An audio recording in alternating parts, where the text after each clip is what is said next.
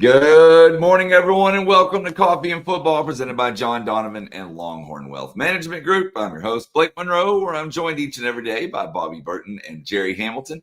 Be sure to tell us where you're checking in from, what you're drinking, get your questions in. We're going to take a little bit of those here in a little bit. But first, let's talk about the game, guys. Obviously, Texas beat Sam Houston State 55-0. Your final thoughts? Well, my first thought is, after suffering through the UTEP week, I'm in a celebratory mood. Oh, Y'all know how bad, y'all know how tough that UTEP, the week after UTEP was? Huh? It was really tough. So today we celebrate, even though it's Sam Houston State's awful football team. All right, moving on. I gotta say, before you say something, Bobby, we have Marcus Myers joining us this morning, and I just watched his face in the background, and he is shell shocked this morning, and now shaking his head. But that said, go ahead, Bobby. So Jerry did not tell us he was going to do that this morning. No, surprise. That was a surprise for all of us. Happy Halloween. I was going like this, like Arch does, because I got the monkey off my back. Yeah. That's I got the monkey off my back. Look at these stats. Arch, of course, 18 of 21. Texas overall, 23 of 28 for 343 yards passing. But really, the story of the game was Arch Manning. We all know that.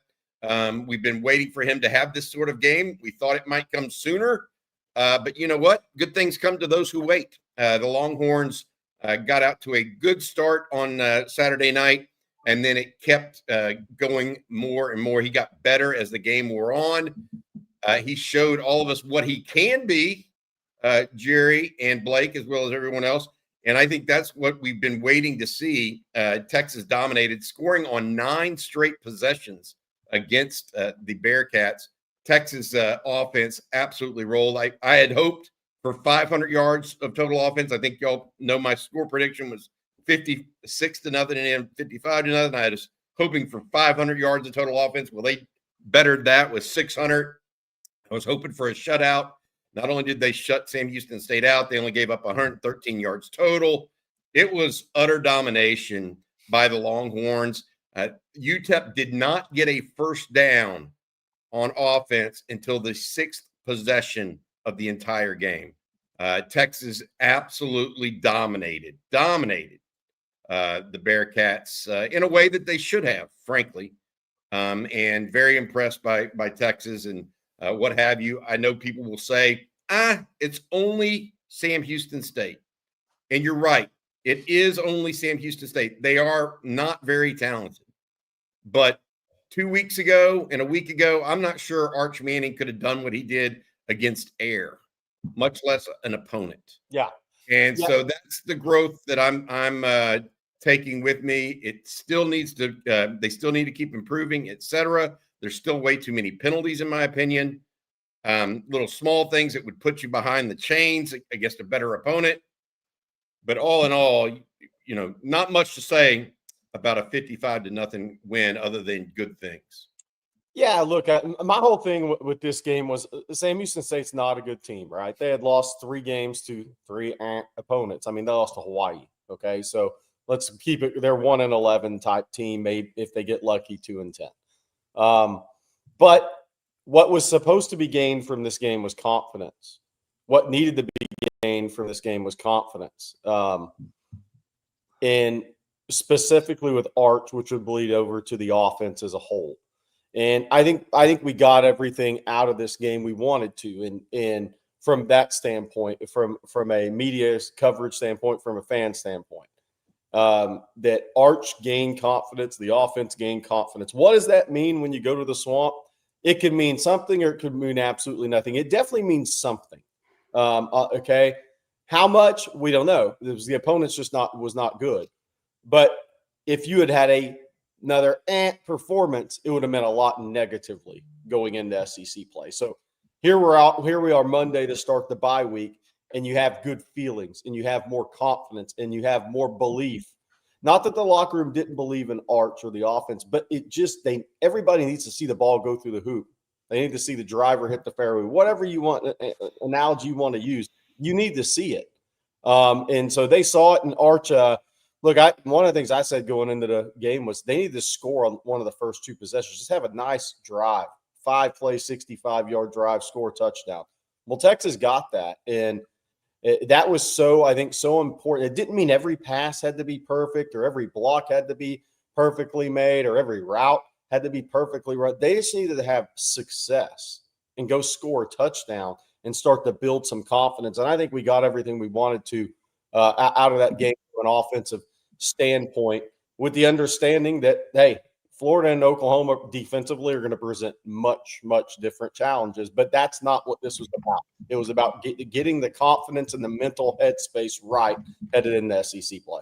Hey, Jerry, I wanted to ask you briefly. You had talked to some folks out in Gainesville yesterday about Florida's injury situation. Oh, yeah. Speaking of that, I want to ask you briefly about that situation and where that is at right now. Yeah, so that's what's going to be very interesting. Well, the other interesting thing from the Florida perspective, we assume Billy Napier will still be the head coach, but this is a bye week for them too. But Caleb Banks, their star defensive tackle, is not expected to play against Texas, and he may be out for the season or close to it. His backup and Banks did not play against Miami, which says something about Miami's defensive front or Florida's defensive front, because Miami's offensive line is good. Banks did not play against Miami. His backup then hurt his right knee on Florida's attempted first late goal line stand. So where's he at? Then Borio, the 350-pound nose guard over the ball player from the Atlanta area, he's been out. I'm not sure of his availability for the Texas game. We'll see on that. So it's a possibility they're down 3 of their top 5 or 6. On the interior. On the interior of the defensive line. And they have good players. I mean, look, Jamari Lyons is the guy who'll play on Sundays. Tyreek Sapp is a guy who'll play on Sundays. Banks was a projected first, second rounder before the season. So, but they have some serious injury issues up front. Dijon Johnson also hurt his knee, one of their top secondary guys in that Miami game. So what is his availability? So they took some hits on defense, and we talked about the South Florida, LSU, Miami. That was 3 physical games in a row for them, and their defense has some injury issues right now. The flip side on offense, look, DJ Lagway's playing his heart out, but, man, it's been a rough couple of weeks for him. I mean, Miami can really rush the passer, by the way. Ruben Bain's a dude. We talked about that. But where is their offensive headspace at heading into the off week? It's a different place than Texas. That's why what Texas did, even though it was a nobody opponent, was very important. DJ Lagway's having a rough couple of weeks playing against really good pass rushing teams. So where is that going to be at for them? But defensively, they have some injury issues they're dealing with, and it's on the defensive front, but not just the defensive front. The other thing is they may get Dallas Wilson, the 5-star wide receiver, back for the Texas game. So maybe he makes his first appearance of the year. Maybe Emmett Mosley for Texas makes his first appearance of the year. Florida's got some pretty good wideouts. That's why the pass rush is so key, is to keep throw Lagway's timing off, which we'll get into the next couple of weeks. What did Jaden Ball get a little dinged up in that game as well? A little, but I don't think it's expected to be. They're concerned. They're really concerned about the defensive injuries. Gotcha. All right, I need to say thank you to our sponsor, John Donovan, President, Longhorn Wealth Management Group. John's a proud Texas X Life member whose wife and 6 siblings are all UT grads. It's the family's UT passion that led John to brand his firm, Longhorn Wealth Management, and dedicated to providing investment, retirement, life insurance, and estate planning services and solutions to Longhorn families and friends across the nation. Take advantage of a free offer to OTF fans, a free 90-minute private consultation with John to learn how working with a certified financial planner can help you maximize your wealth, minimize your taxes, and ensure your legacy. Call John and the Longhorn Wealth team, 972-707-4900, or go online at longhornwealth.net. That's www.longhornwealth.net to schedule your free 90-minute private consultation. Hook them from John and the Longhorn Wealth Management team. All right. I believe Marcus Myers is here and ready to go, so I'm going to bring him in. Marcus, how are we doing this morning? Man, I'm better now that that Jerry's done eating. Wait, who said I was done, expecting that. Marcus? Oh, God. I No don't hype know. the game, Marcus. Yeah, that's not my thing. I'm gonna let you have that one, brother. I didn't know you could see me back there, Blake. I was truly shocked. Like I didn't know what I walked into. So, but I'm good, man. Outside of that, I'm good. How y'all doing this morning? I'm good. Hey, we were talking early on in this episode of Coffee and Football, Marcus, about the monkey off of Arch's back. Yeah. Do you agree with that concept and that idea?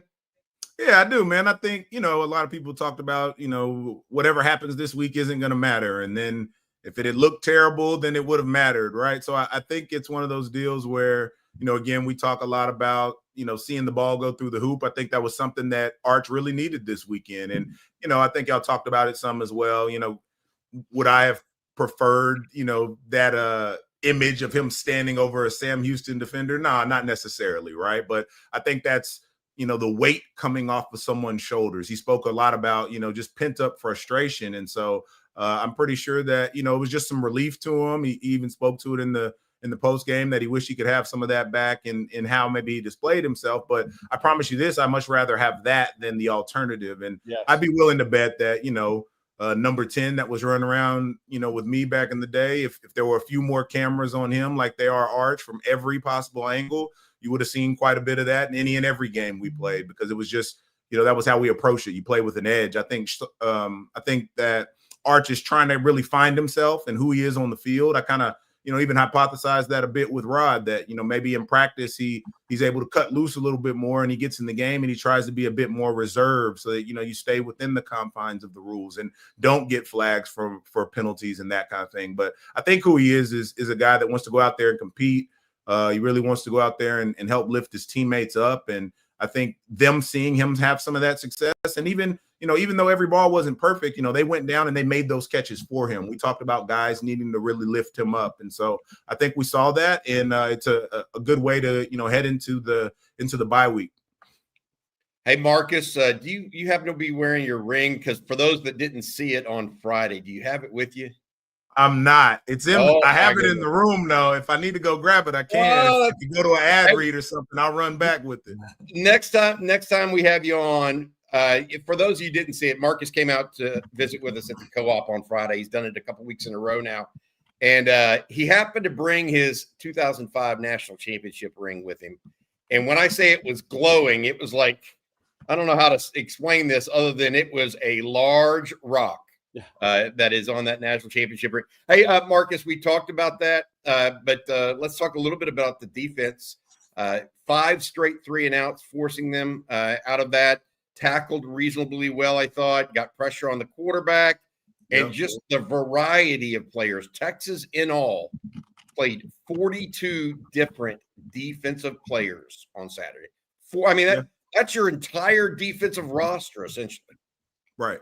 Right. And that's what we talked about. We talked about the ability for them to get those young guys in, to get some of that depth in that they've been stacking, that we've talked so much about from these, classes as of late, was going to be incumbent upon the first and second string, to be able to go out there and really put the pedal to the metal early, make it clear that the game, isn't going to really have anything that's going to hang in the balance. And they did that. They earned the ability to be able to go out there and get those guys those reps. And that's what you want to see as you head into the bye week and in preparation for Florida. You throw a few more bodies out there that they have to account for, and still, we've talked about it ad nauseum, but I still think they're holding just about everything back on the defensive side of the ball, and I would say they're even holding back a good bit on the offensive side of the ball. And we'll begin to see some of that get cut loose when they play Florida. But I think that is, you're spot on, Bobby. The ability to, have so many guys play, so many freshmen. I mean, I was trying to kind of count them up, but it was a large number of freshmen, that had the chance to touch the field. And that's something you need. I know, I had a chance to see a number of recruits as I was kind of making my way, to my seats and bumping around. You run into folks' parents under the stands and that kind of thing. And those are the things that, you want to see. I think I had a 49-0, and they outdid us on that, but they got the goose egg and they protected that at the end. So I was really glad to see how the defense went out there and went about their work. And I think that's the exact kind of performance you want for a home game. against a team like that as you're heading into conference play. How was?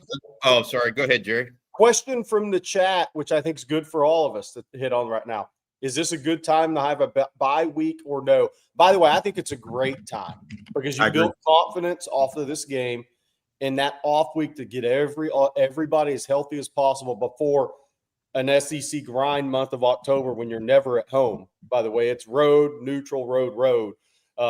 That's a tough grind coming up. I think it's a perfect week. What say you, Marcus?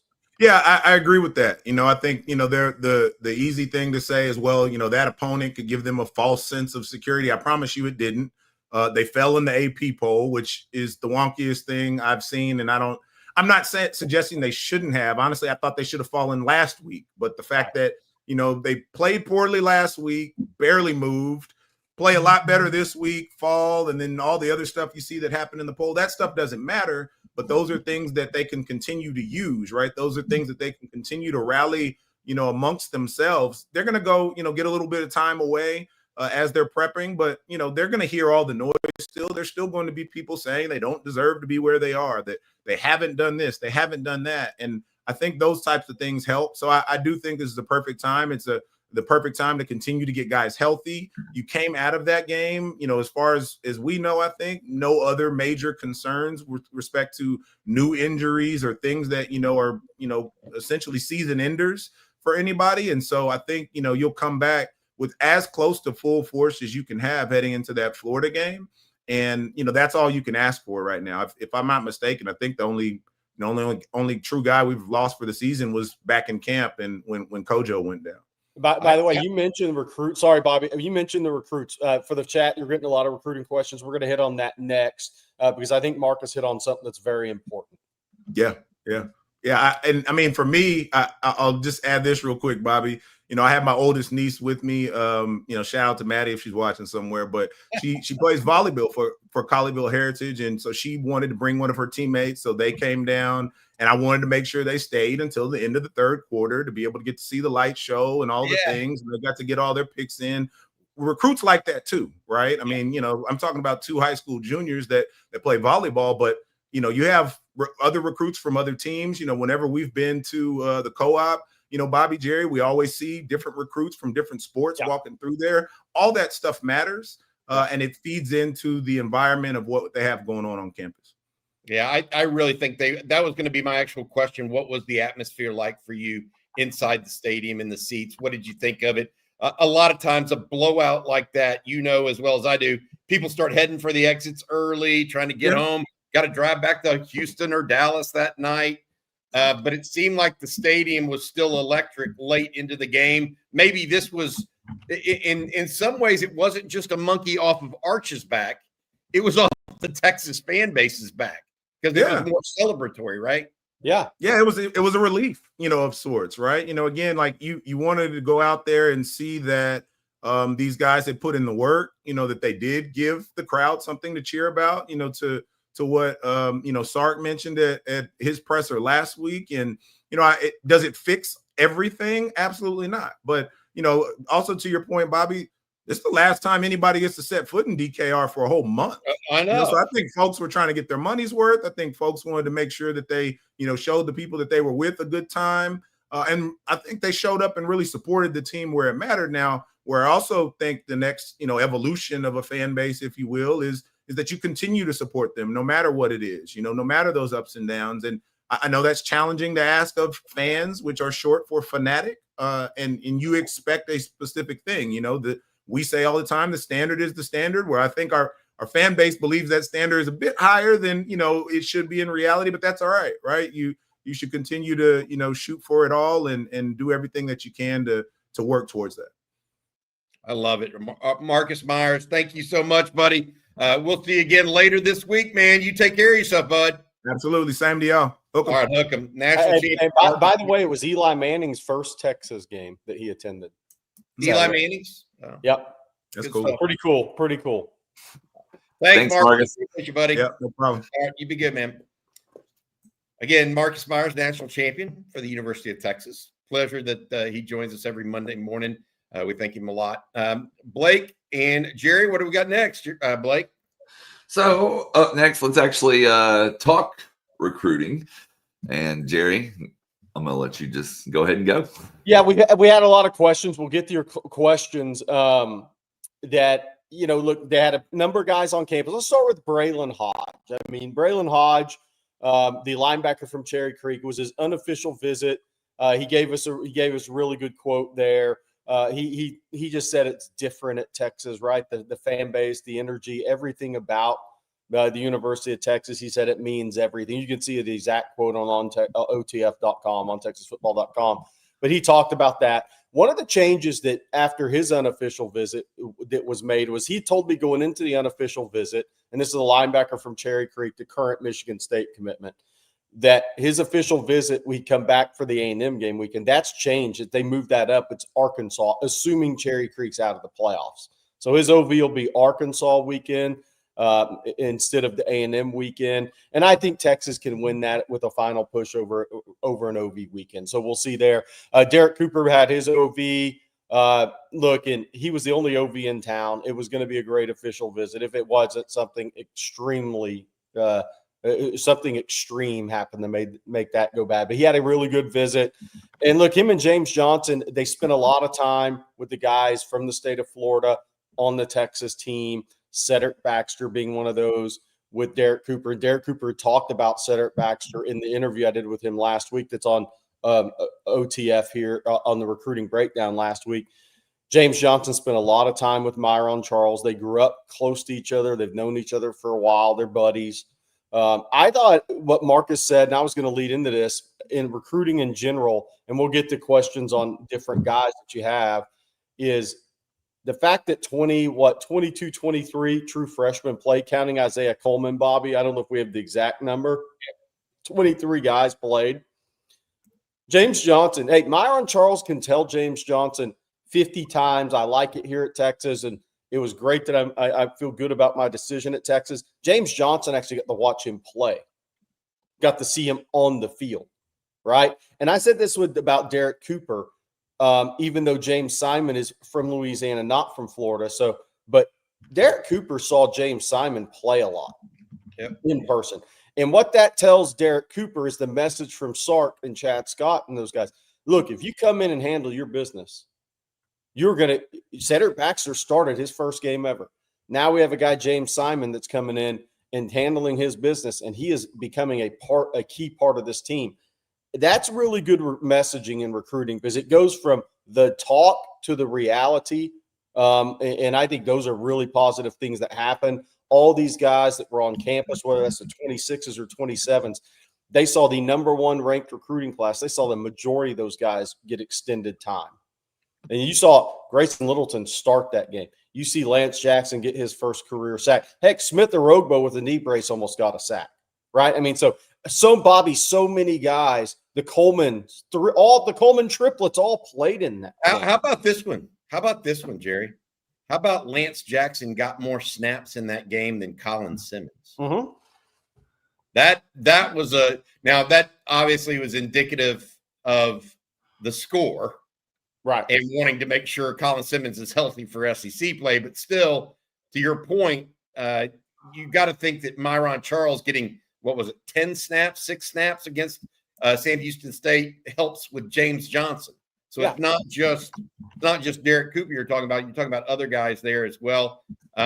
Jerry, one of the guys that was there but has kind of remained mum after this, and we knew he was coming in this weekend, and we did not put it out here on Texas Football because it just is what it is, and that's Jalen Locke. The wide receiver out of Frisco area. He was in this weekend. He is currently committed to Oregon, but he's continued to be mum about it, trying to take it piece by piece, day by day, etc. Have you heard anything there, or is he kind of still going? Yeah, it's been pretty quiet. But for the people asking how the Locke visit, I just don't think a visit is necessarily meaningful here. I think, but yeah, he's obviously, been to Texas. How many times has Dad played? 100, 150. Yeah. Oregon went whole hog early to get this thing done. There's going to have to be a compromise with both parties if this thing ends up going Texas way. and I'm not saying not meaningful in that. It's always meaningful if somebody's on campus, but I don't think a visit's going to be a difference maker. That's not what this recruitment's about at this point. It's about, can both these sides come together if Texas is where you want to be. Yeah. That's what this is going to come down to. The game day environment, none of those things that happen for kids on visits are going to be a factor in this. I mean, the kid's been to 20 or 30 Texas games in his life. So he's been on campus probably more than any other kid Texas is recruiting right now. So that, from that standpoint, that's not going to be some, oh my gosh, the game day atmosphere, now I want to go to Tech. That's not what this is about. But getting him back in front of the staff is meaningful. Having conversations is meaningful. So, by the way, I wanted just to take, not on campus, but I wanted us to take a look at Drake Quinn. Drake Quinn was an. I saw that report on Texas Football on Sunday. I was like, Jerry's mentioning him for a reason. So everybody listen up here. So Drake Quinn, who was at Greater Atlanta Christian last year, now he's at Buford, who may have the best high school defensive line in the country. That defensive line in the country. But Drake Quinn, I think, is a tremendous player. He's committed to Clemson, and he visited Tennessee for the Georgia game, and that kind of got things started along with the Clemson losses. Texas has remained in contact with Drake Quinn. We've seen this before. Texas isn't giving up on the guys they really, really like. And Drake Quinn is a good fit. He's a good pass rusher. He's got so much upside. The question here with this recruitment will be, and I think this guy could be a big-time pass rusher in college football, by the way. Look at that length and the size and the quickness. He's got the whole combination that you need. But I think the interesting thing here is when he initially picked Clemson over Texas, a lot of that was Clemson convinced him he could get on the field earlier. Not bad-mouthing Texas, just saying, look, you're going to have the ability to get on the field early at Clemson. Texas couldn't really guarantee him or really they couldn't recruit him in that manner. Look at all the edges at Texas right now. I mean, so that I think was a big part in the Clemson decision. We'll have to see if that's changed enough for Texas, because I think but Texas remains in contact with him, very much in contact with him. And I do think if Drake Quinn raised his hand and said he wanted in, I don't think Texas would turn him down. I'll say that. By the way, Corey Wells, while we're watching this, Corey Wells, the Texas commitment from Petal, was in town with his mom and brother. His brother, Chris Wells, committed to South Alabama. Auburn is trying very hard for that flip. Ole Miss is hanging around the rim. They had a really good multi-day visit unofficially at Texas this weekend, and I think Texas helped their cause there. That was Corey Wells and his family's first time they've been to a game at Texas. So that's where I think some of the stuff is a little different. All these recruitments are different. James Lott, totally different recruitment than a Corey Wells. Corey Wells and his family had never been to Austin for a game day. So they had been to Ole Miss. They've been to Auburn. They've been to multiple places. They committed to Texas without ever being on campus for a game. And so that was big to get them on campus for a game. But it was also big, I think, to have the conversations like, all right, Chris has the brother, he has a place at Texas if he wants it, similar to Isaiah Coleman. Now, is that going to be enough? I don't know. I think Corey Wells likes the idea of being at Texas. By the way, we've had a lot of questions on 27 defensive lineman Brewster from Cedar Hill. That one's not. I mean, Texas isn't going to be that aggressive early on these kids. So just a FYI on that. Jalen Brewster. And by the way, and I like Jalen Brewster. The ranking does not reflect the player right now. He's got upside ability, but that ranking for him, and I like it. I've seen him multiple times since his freshman year. That ranking was really inflated for a kid that had never put his hand on the ground on a three-point stance before. He's got a lot of ability, but I just want to say that ranking is not reflective of where he's at as a player. As a prospect, he's got a chance to be really good, but I don't think Texas is going to be that aggressive early like a couple of others are. Hey, before we, Jerry, don't mean to break in there, but before we move on, we got to do an ad read. Marcus Myers wanted to jump back in real quick and show us that ring. Go show it to us, Marcus. I figured I'd help try to keep the good energy going. So that's pretty good.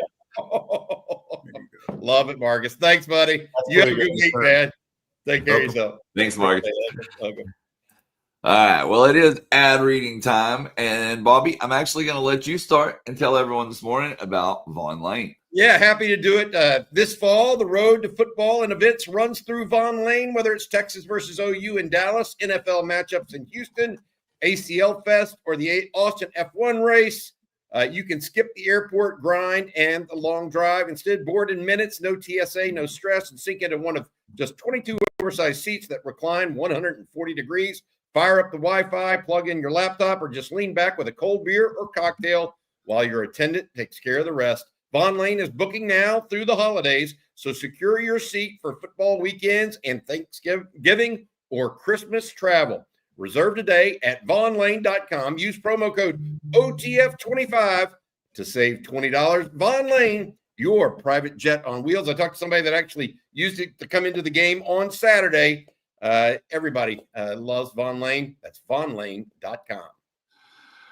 And Jerry, if I can get you to tell everyone about Harry's this morning. Not only will I tell you about it, I'll show it to you. Look at this thing. Look at this bad boy, man. This is the dude of razors, Tennessee orange, a little bit of mixed oranges there, but Harry's is the bad boy of razors, man. Tried and proved.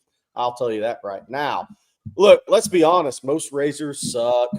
They're either way overpriced or dull after a few shaves and leave your face feeling like it's been attacked by sandpaper. Everybody knows that feeling. Don't get me started on overpriced refills. $20 for a 4-pack should be illegal. That's where Harry's comes in. Jerry's is sponsoring Harry's for you. Harry's is the best of both worlds. A barbershop quality shave with German engineered blades and a sleek ergonomic handle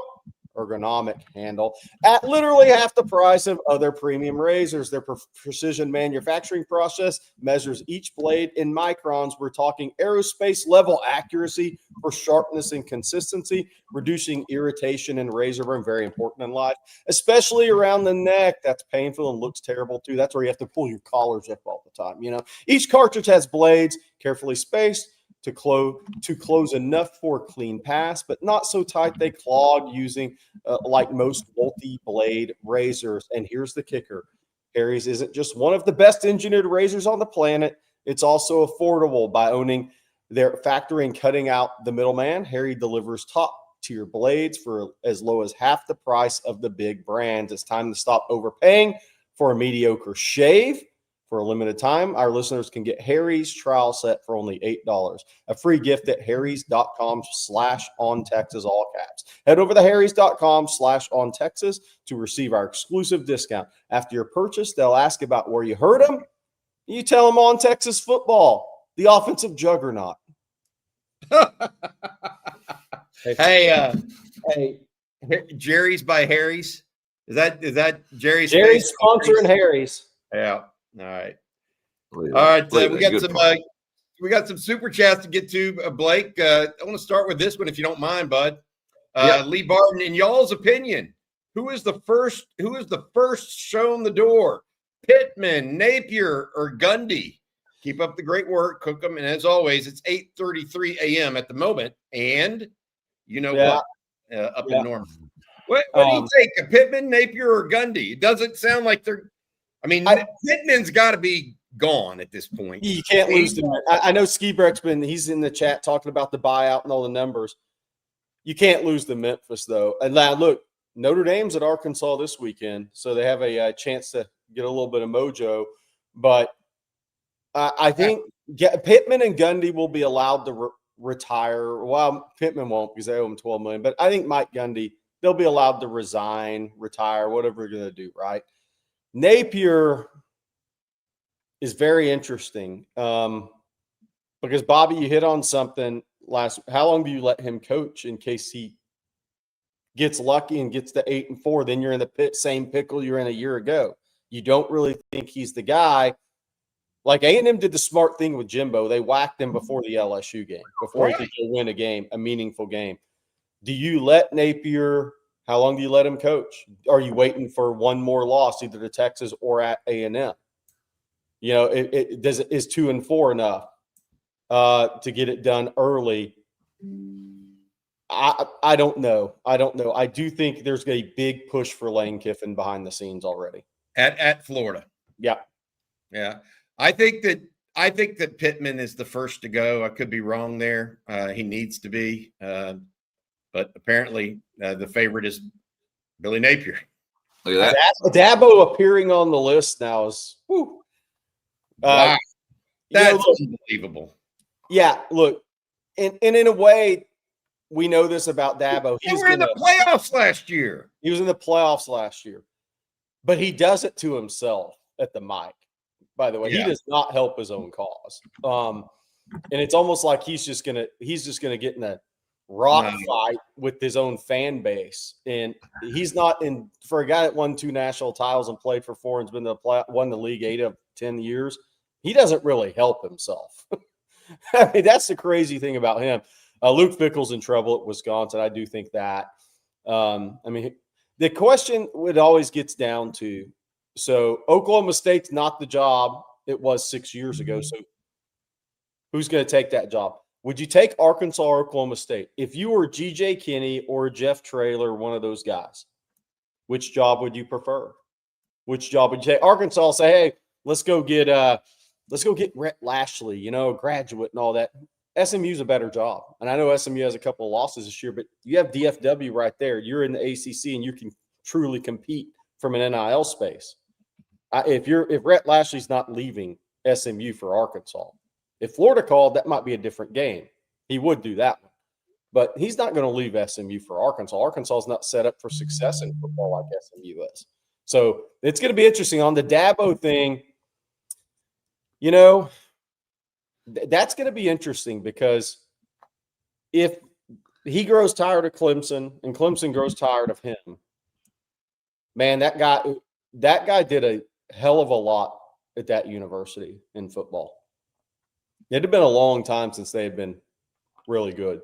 So for the fan base, they better be careful with that one because there's not a fix if he walks out the door. There's not we're going to go hire this guy and it's instantly going to be better. It's not going to work that way. I want to say this. I see of the 3 that were mentioned, Pittman, Gundy, and Napier, I see Gundy as categorically different than the other 2. Yeah. I mean, I see Gundy needing to go out. He's a fixture at that university for a long period of time. Yeah. He is fundamentally different than Pittman and or Napier.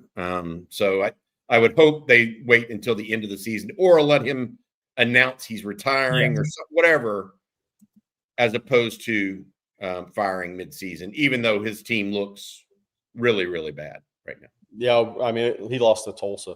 They look bad. I mean, Pittman and Gundy had really bad losses. I mean, Memphis is a good G5 team, by the way. Sneaky. Brendan Lewis, the former quarterback at Colorado. We talked about this a little last week. That was a sneaky game because they have a quarterback who is actually a good P4 quarterback for a couple of years. Not great, good. So he's got a lot of experience. And that was a game where Arkansas blew that lead. But Memphis that was not like, oh man, that's a terrible team. Memphis may win 10 or 11 games. So, but you still can't have that loss. But Mike Gundy can't lose to Tulsa. You can't do that. All right, guys, we got another super chat. This one here from Slick Rick. Question from last night says, Slick, Bobby's thoughts on Littleton moving to safety, or at least is it in the future, will cause more turnovers, too good of instincts, Earl Thomas like. Bobby, let me lead you where Rod and I we had that question last night, and I'll lead you to what the conversation was. Part of it was how good could Grayson Littleton be at safety? And our discussion was around, one, Michael Taft, who's going to replace Michael Taft as the ringleader of the secondary next year, make all the calls, everything. But the other part was, if Texas ever gets good enough at corner, or if they can ever entertain Grayson Littleton playing safety, by the way, I think he'd be tremendous in college football. If they could ever entertain it, that means they love the corners and nickel situation at the program. I think he'd crush it there. I'm not saying he should move there. I think he'd be phenomenal as a college safety. But you got to be really good at corner to pull it off. I would not move him from nickel unless I was had to and had to have him at corner. That's my personal opinion. And the reason why is I think Texas has good safeties on its roster, good young safeties, whether that's Jonah Williams, Xavier Filsaime.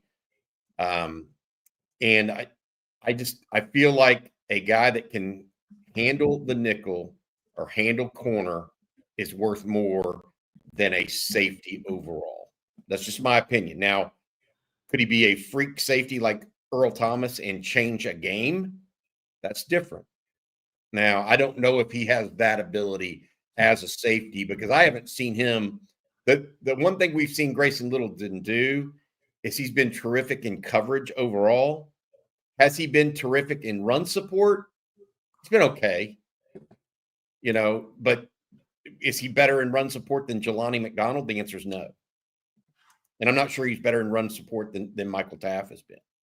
So I don't know if that move is as valuable as some people might make it. I would rather, look, if you had a guy that you told me was going to start 3 years at nickel and be maybe the best nickel in the country, I'd keep him at nickel because he's closer to the line of scrimmage, lines up more. Again, you can do more things with him without changing other parts of your defense.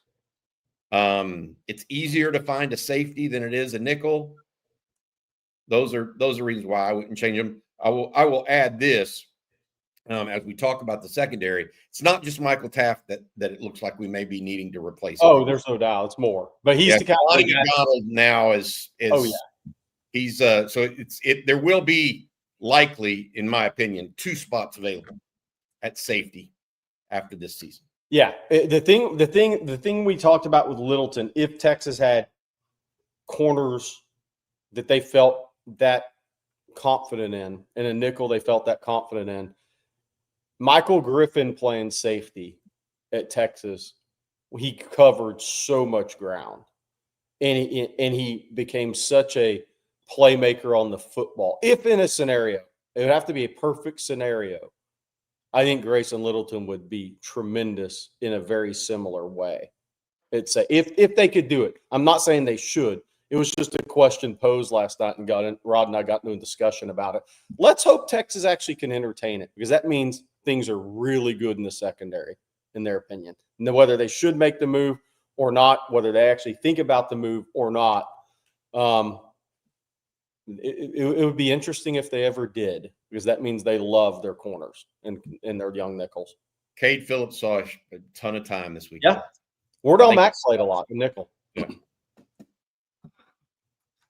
All right. Let's see. Our next super chat this morning comes from Jeff Carey. Thank you, Jeff. Will Texas make the playoffs?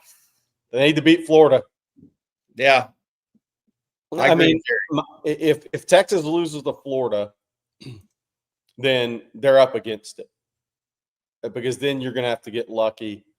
I think they're up against it regardless, Jerry. They have one game to play with.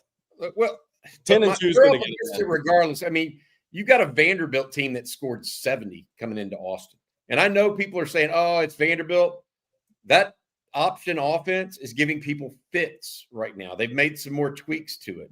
They've got a terrific guy running it.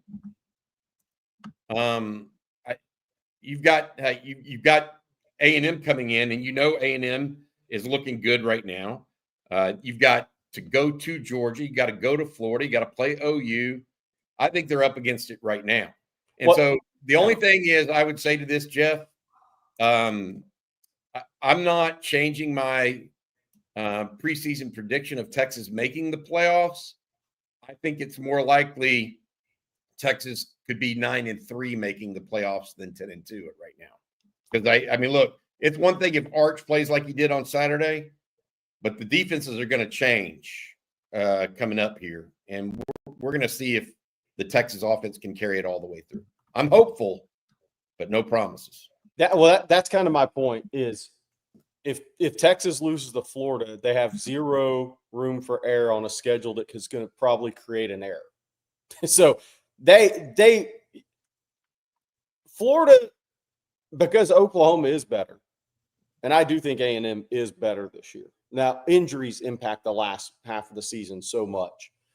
But if you lose to Florida, you have no margin for error, and some quality opponents. So the likelihood is you get bumped to 9-3 on that schedule. So Florida's turned into after the Ohio State loss, Florida turned into a must-win game for me.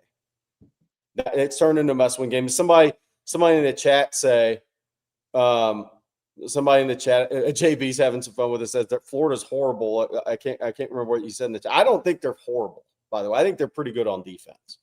I don't think they're a horrible. JB says, we lose to Florida, looks like bums. Lagway's broke. So given Florida's not good.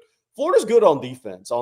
Florida's not a bad defensive football team. Florida's not a terrible football team. They have talent on that team. Now, what are they going to look like in 2 Saturdays? I don't know. But this is not a team that lacks talent. And that's the one thing. They have a number of guys. They were in the fourth quarter. They were in the game against Miami. They were in the game against LSU in the fourth quarter. Yeah.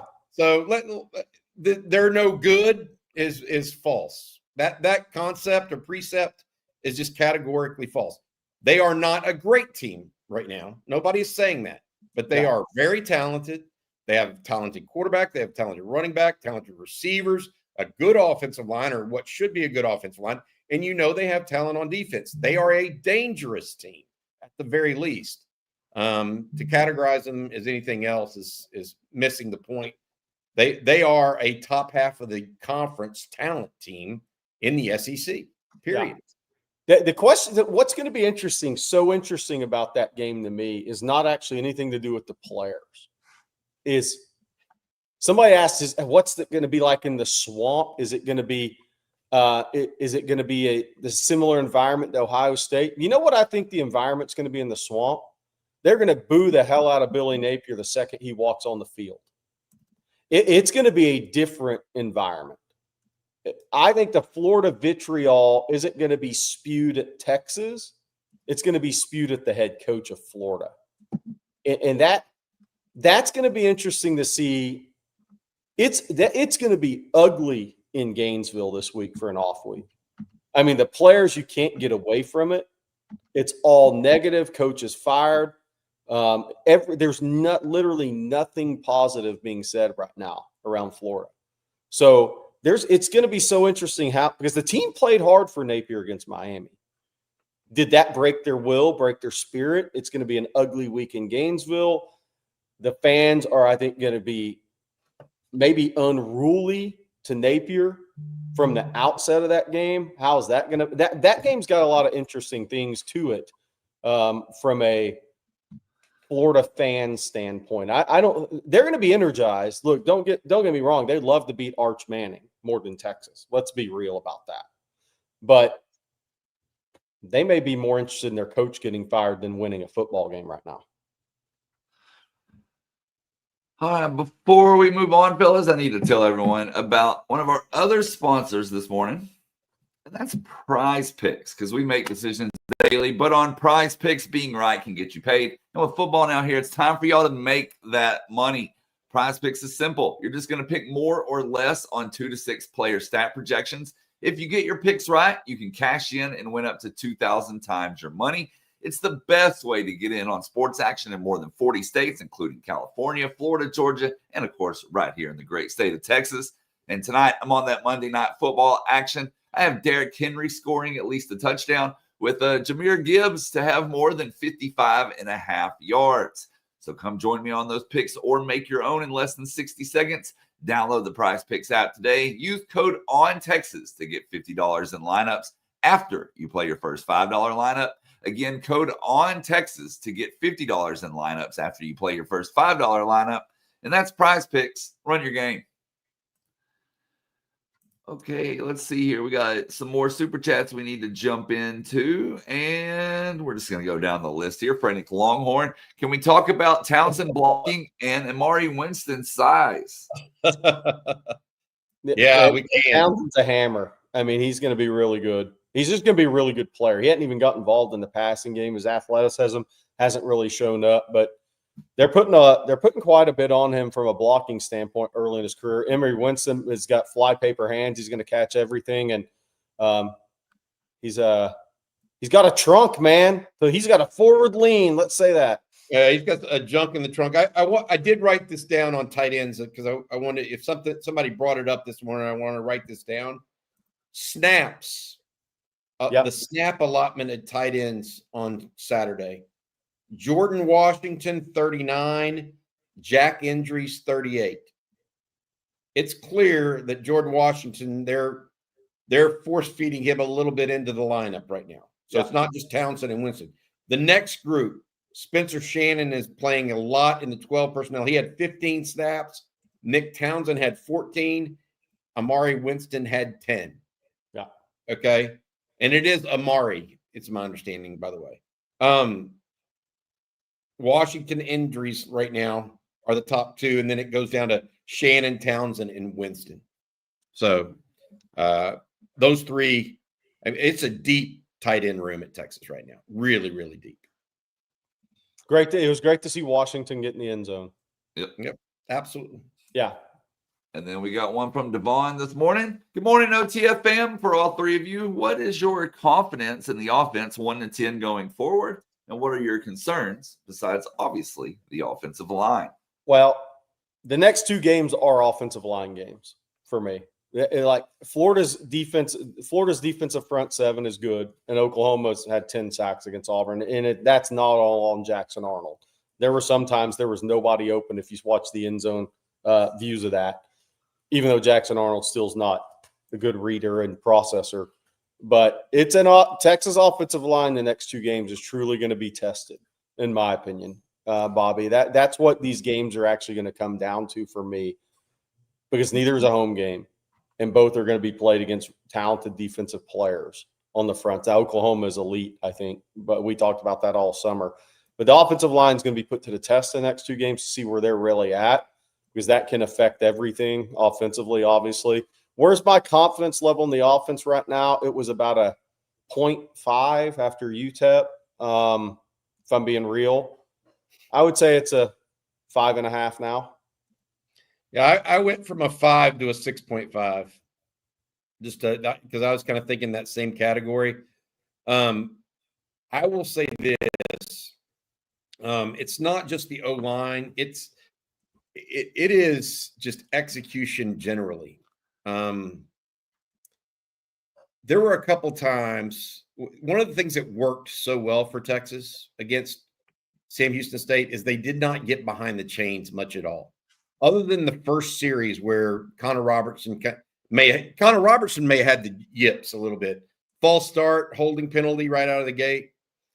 Other than that, Texas did not get behind the chains very much. I think they had two plays for loss in the game. Let's see how they come back for that against a Oklahoma team that is going to try to be very opportunistic on defense. Brent Venables loves to call up exotic stuff on long down and distance. And then also Florida, just athletically, how they handle that athleticism. But we saw some things. I think I saw some things against Sam Houston State that will translate against better teams. And one of those is Arch Manning. There's no doubt that he has to continue to play a good game. He does not have to be 18 of 21. Okay. But he has to keep having good, positive games. That's going to define this season at some level for Texas. And then we have one here from Drew Lockhart. He says, I missed the game. How was the atmosphere inside and outside of DKR on Saturday? The crowd, congrats to the team. Reports were it was awesome. I wasn't there. Reports from kids, from CJ, from people we know that were there. It was a great atmosphere. Fans were into it. And again, that's what was important also, that Texas had success offensively right out of the gate in this game. It got the crowd into it, and it kind of got the place energized. And it stayed. And I think Arch got the place energized. With people, Arch is never going to be able to do anything right for people. It's just never going to happen. We talked about this. He's going to get crushed for a bad play when that happens. He's going to get crushed for anything he does. It's going to happen. And I'm not saying the taunting wasn't a little over the top, but it doesn't matter. He's going to get crushed for everything. But he also brought energy to that stadium. through that. So it was a great atmosphere all around. Marcus brought up the end of the third quarter and the drone show. A night game at DKR is now an event. Yeah.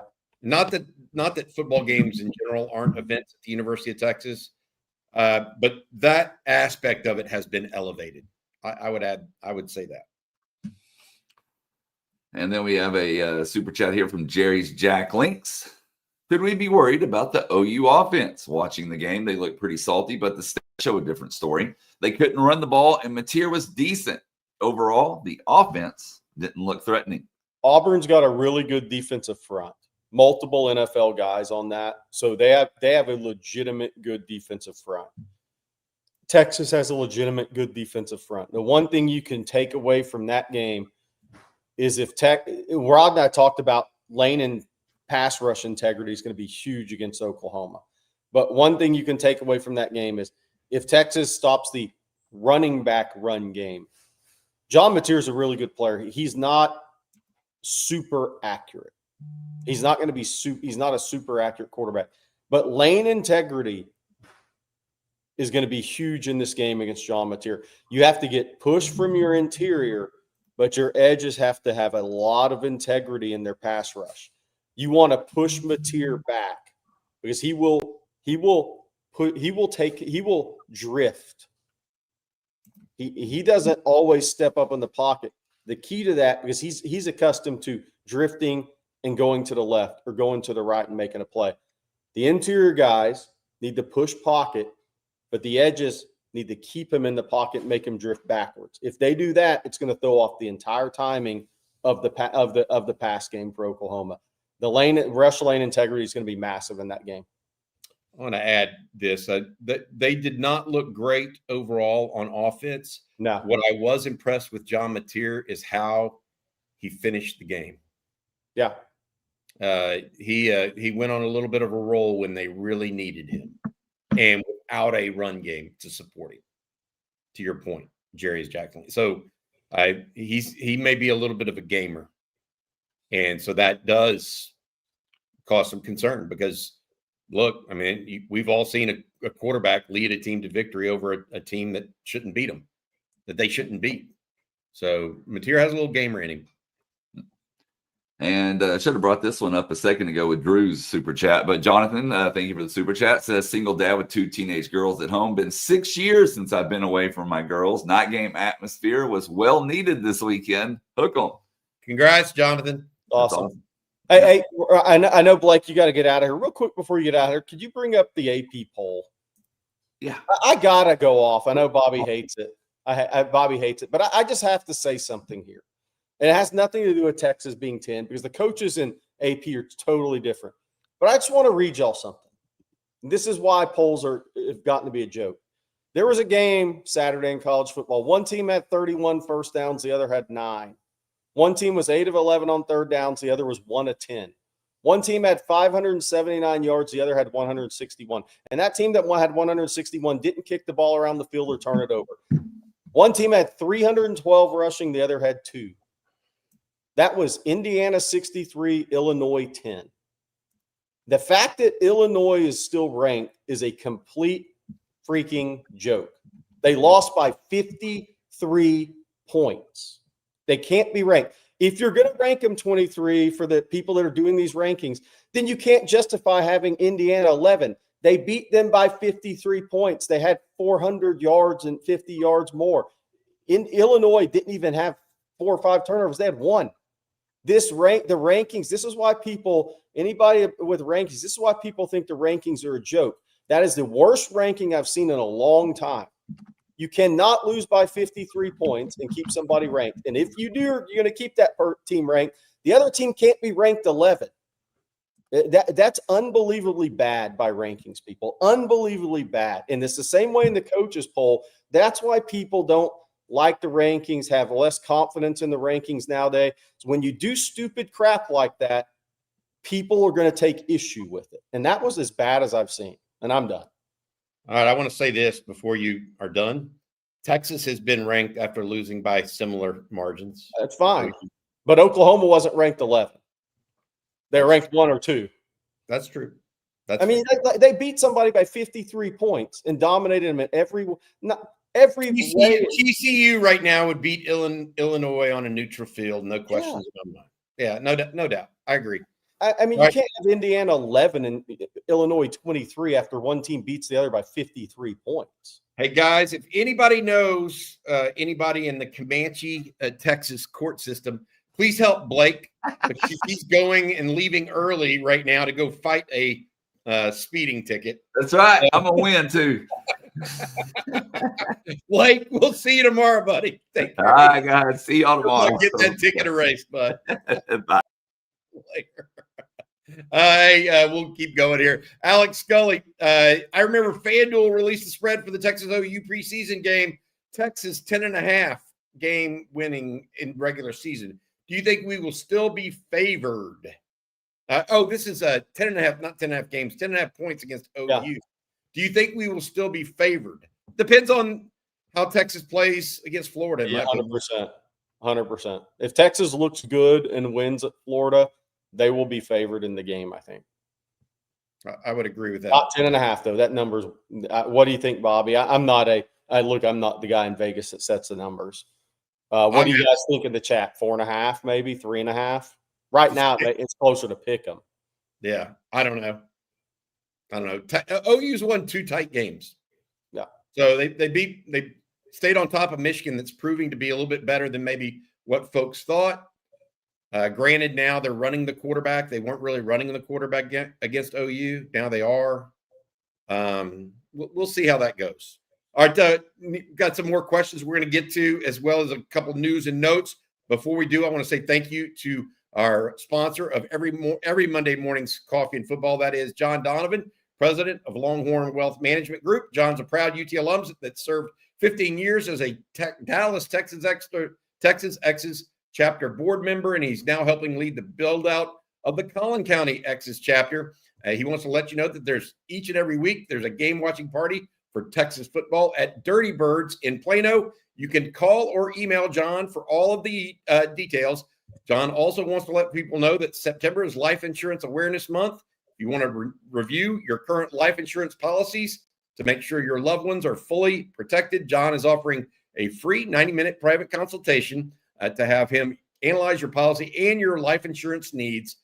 Use this open week to schedule your free 90-minute consultation to learn how to successfully protect the future for your loved ones.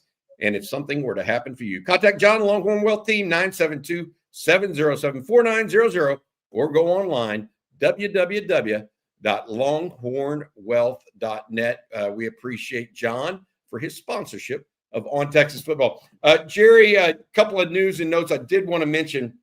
You were talking about recruiting earlier, and we neglected to mention a young man that just went absolutely off over the weekend. Jermaine Bishop out of Willis had a game that, had a game for the ages, dude. 300. Now, this is a young man that is a wide receiver, DB. He plays everything for Willis down in the Houston area. Jerry, he had over 300 yards rushing against Willis. 21 passing yards, even threw a pass, had some receiving yards, and 5 touchdowns. Yeah, he is a big play waiting to happen. Yeah, and they've had to use him. He played some running back. They've had some injuries, so he's even had to line up at quarterback, played running. And this is against the Woodlands. It was a 42-30 win. That's a huge win for Willis. Because the Woodlands obviously is they're not as good as they were maybe 15 years ago, but they're still a quality team. But that was a big win. So his back-to-back, his last 2 games, he had 12 for 240 against Caney Creek and 3 touchdowns. He came back with 330-ish all-purpose yards this last week. So, he is having a monster season. We're talking 552 receiving, 300 rushing yards this year. So he's averaging well over 200 all-purpose yards a game. That's not counting the return game. By the way, which he hasn't had any punt returns yet. Nobody's going to punt this guy the football. If they do, they may need to be fired. Defensively, he also had 5 tackles and almost forced another fumble in that game. So he's still playing, He has 29 tackles, 3 TFLs, 2 caused fumbles on defense. So it's not like he's just putting up 300 yards of all-purpose offense and then sitting and watching on defense. He's still playing his defensive snaps too. He has got a lot of football ability as a playmaker, period. He is a guy that he's durable. He's like, Xavier Worthy. Well, everybody gets injured, but Xavier Worthy was a durable guy at 165 pounds, right? Devontae Smith was a very durable player at 165-ish pounds. Jermaine Bishop is proving that he's going to be a durable guy because he is getting hit a lot and he is hitting people a lot. And he's wiry strong right now. He's going to be a bigger guy than Worthy and Devontae. I think he's got a little more size in his natural lower body. He's going to be 175, maybe 180-ish pounds when all's said and done. But that stamina, athletic stamina, and durability are not going to be talked about enough because he's such a great playmaker. But he had a hell of a game, and he's having a hell of a season. He is having a great season. That's what I wanted to bring up, Jerry, and talk about because we talk about recruits so often that are new recruits or recruits on campus. But there's been several. Cohen Brown his team had a big win. At Waxahachie. Some people are asking about Jaquan Snell, the safety at Waxahachie. Yes, Texas is recruiting him. We'll go into more of those and things like on recruiting breakdown. But suffice to say, some guys having some great senior years. Dante Payne, I was ecstatic to see Arch push Sark with excitement after the TD. If you didn't see that, it was caught on TV. It's one game, but I am noticing Sark is adjusting to Arch's style of play. And Sark kicked the field goal in the red zone against Florida, please. That game should be tight on points. That's for sure. You're going to need everyone you have. What do you think about Sark and Arch tangling a little bit? I thought that was clearly good-natured guy. Oh, it was great. It was great. I mean, I think Sark was complimenting him and getting him fired up and saying, who knows what he exactly said, but this is you. This is what we all know you have in you. And Bob, whatever he said, and got Arch fired up. It was all positive there. It was, as far as Sark adjusting to Arch, well, I think he did that with the change within his own scheme. More dropbacks, more under center, because the Mannings learned to play quarterback under center, not in the shotgun. Right. He was taught the game from taking snaps and playing under center, 3, 5, and 7-step drops. He was not taught the game in the gun. So I think Sark's already adjusted to Arch's strengths. Now it's about Arch delivering on those strengths. That's really what this comes down to. And thank goodness we saw the confidence come back, because the Arch we saw against UTEP has nothing to do with talent, has nothing to do with mechanics and any other bull crap.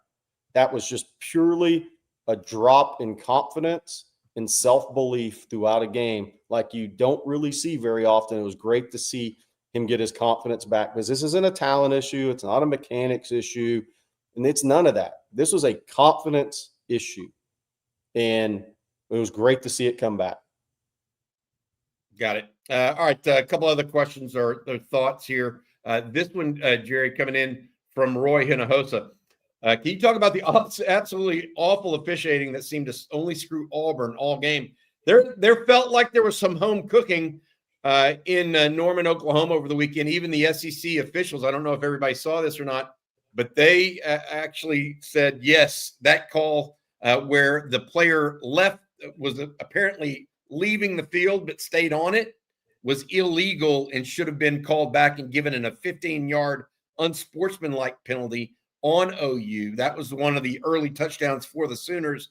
That would have been a big play to change, because at that point the game was really, really tight, and they weren't forcing Auburn to have to throw.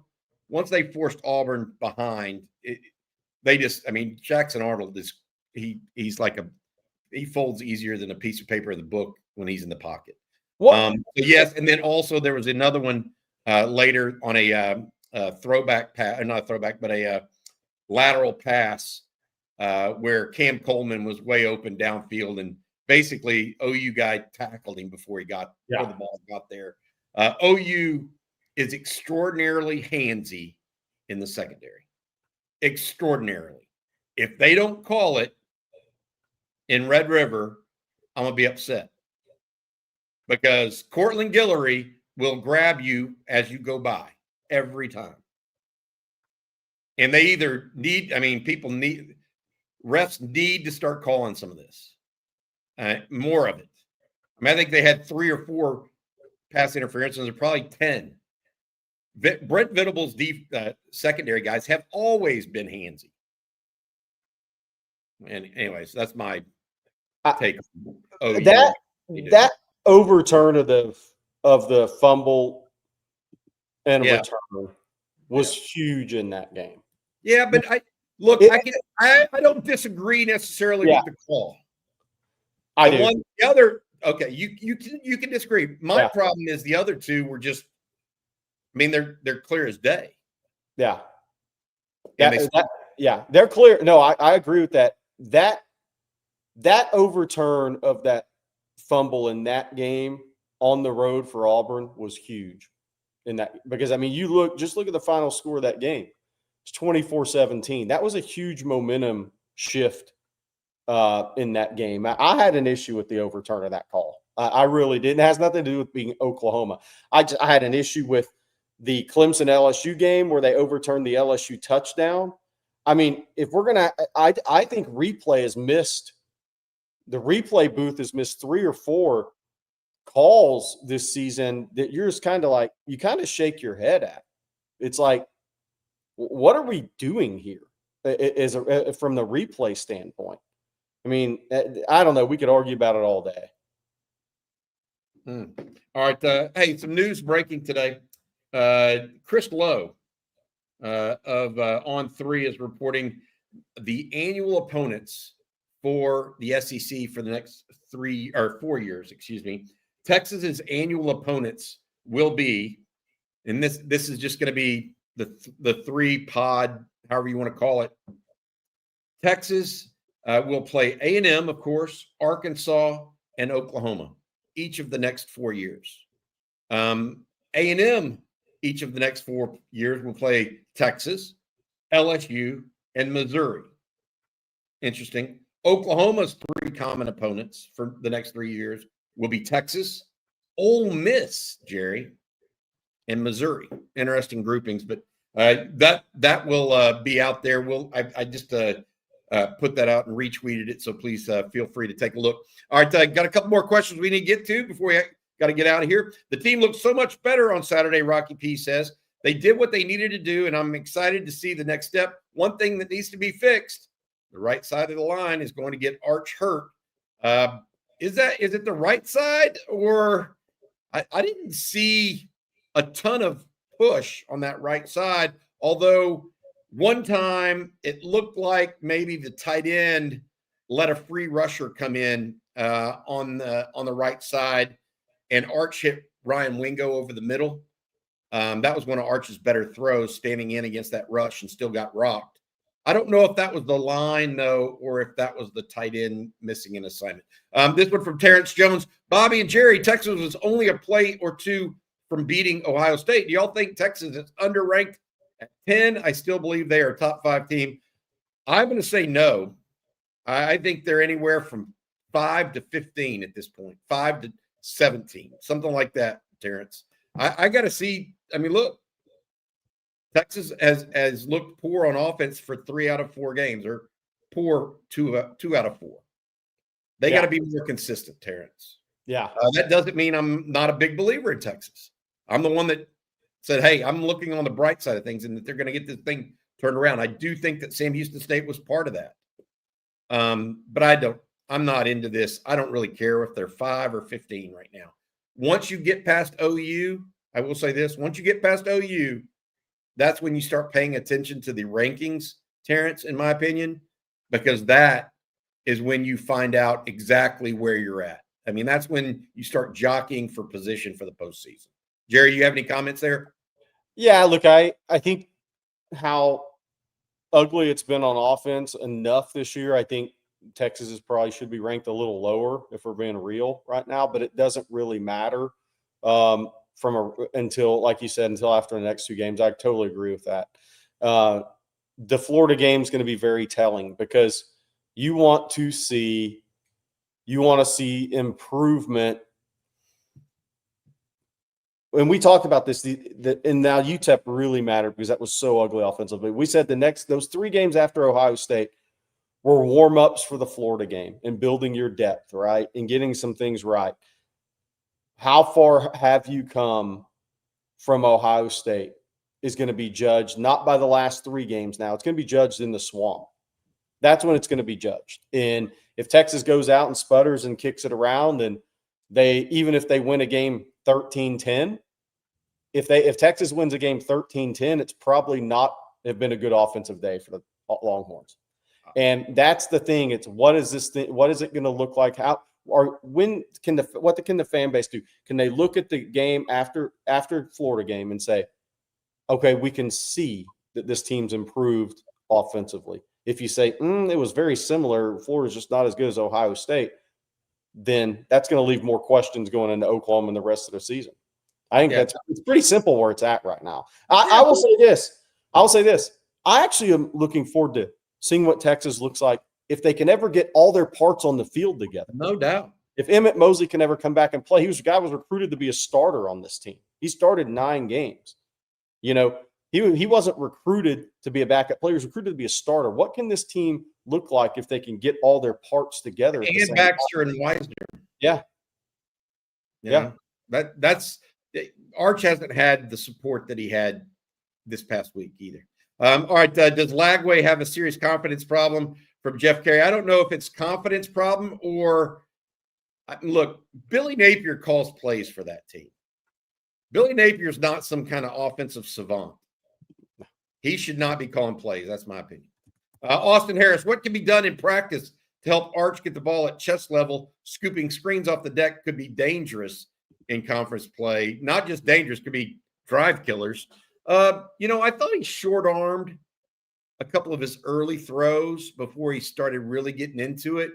Maybe that confidence for him to just let it zing got better as the game wore on, Austin. That's my opinion. And I don't know that you can do anything in practice other than just let him rip.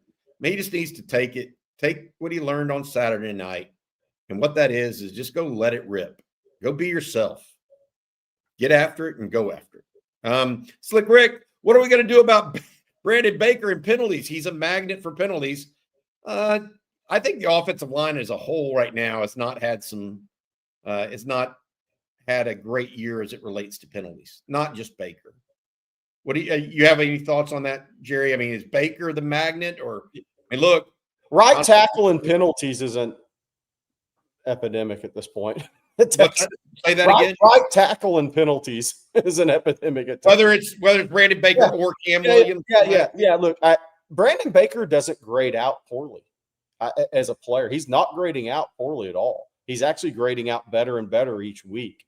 Now, the competition Saturday wasn't the worst it's been all season, but I think the penalties are the bigger issue for Brandon Baker. He's going to continue to get better as a player the more experience he gets on the field. And again, his grade outs aren't bad now from a blocking and execution standpoint. Penalties are an issue. All right. We got one last thing I want to mention. Yes, people have asked in the chat, are we going to do anything for a tailgate at Florida? The answer is absolutely. We're going to be there. I'm going in on Friday. I'm actually going in on Thursday. We're going to do a live show from Spurrier's Bar and Grill on Friday night. That's almost 2 weeks from last Friday, or it is 2 weeks from last Friday. We also are hosting a tailgate with our friends over at Surly Horns. I'm going to put the link to that in the chat right now so you guys can see it and go from there. And then we will go from there for the rest of the week. I will say this. We have lunch with the coach coming up at 11 o'clock today. Steve Sarkisian speaks to the media at 11:30. Jeff and CJ will have a report from that. That will be the only time we hear from Sark this week in the media, by the way. Jerry and I have talking ball later this afternoon. And then Rod, CJ, and Coach Shipley get back together tonight on the winning drive at 7 o'clock. All right, Jerry, thanks for doing it. Thanks also. Save my last bite. I saved my last bite, Bobby. You're gross, man. Wow. Gross. I don't know what to tell you. Eating a corn dog. Eating a corn dog before 10 a.m. is one thing. Eating it with mayo is a whole other level. All right. Thank you all so much. I hope everybody enjoyed it. Longhorns 3-1, 55-0 shutout victory over Sam Houston State going into the bye week. For Jerry Hamilton, I'm Bobby Burton. Thanks for watching. Hug 'em Horns.